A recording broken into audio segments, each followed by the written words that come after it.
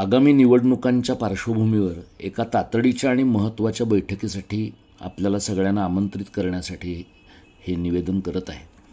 राज्यातील महानगरपालिकांच्या निवडणुकांचं बिगुल वाजलं आहे. दीर्घकाळ निवडणुका न झाल्यामुळे सनदी अधिकाऱ्यांची राजवट कशी असते याचा मराठी समाजाने जवळून अनुभव घेतला आहे. याशिवाय गेल्या दशकभरात महाराष्ट्राच्या राजकारणाची संस्थात्मक, वैचारिक आणि नैतिक मोडतोड झाली आहे ती वेगळीच.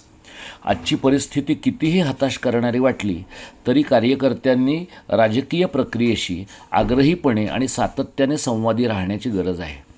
गेल्या जवळपास वर्षभर मराठी शाळा, मराठी भाषा आणि मराठी माणूस यांच्या तातडीच्या प्रश्नांच्या निमित्ताने सुरू झालेला लढा महाराष्ट्र धर्मावर आधारित मराठी कारणाकडे जात आहे.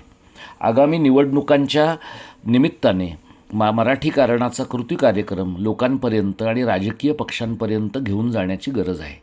यासाठी नागरी समाजातील मराठी भाषा, समाज आणि संस्कृतीसाठी काम करणाऱ्या कार्यकर्त्यांना दिनांक 31 डिसेंबर रोजी दुपारी 2 ते सायंकाळी 5 या वेळेत दादर, मुंबई येथील श्री शिवाजी मंदिरच्या शाहू सभागृहात एका व्यापक चर्चेसाठी आमंत्रित करत आहोत. 2009 साली मराठी अभ्यास केंद्रानं मराठीचा जाहीरनामा प्रसिद्ध केला होता. गेल्या 15 ते 20 वर्षात वेगवेगळ्या व्यक्ती आणि संस्थांनीही अशा मागण्या मांडल्या आहेत.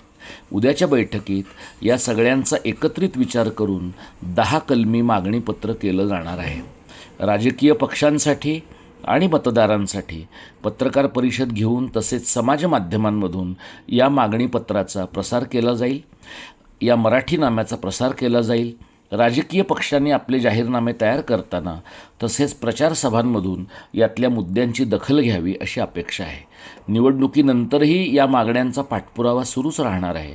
आपल्याला ह्या विषयाबाबतीत आस्था असेल आणि मराठी कारणाला केंद्रस्थानी ठेवून राजकीय पक्षांसाठी काही मागण्या, काही संकल्पना सुचवायच्या असतील तर उद्याच्या बैठकीला आवर्जून या. इतरही समविचारी मंडळींना सांगा.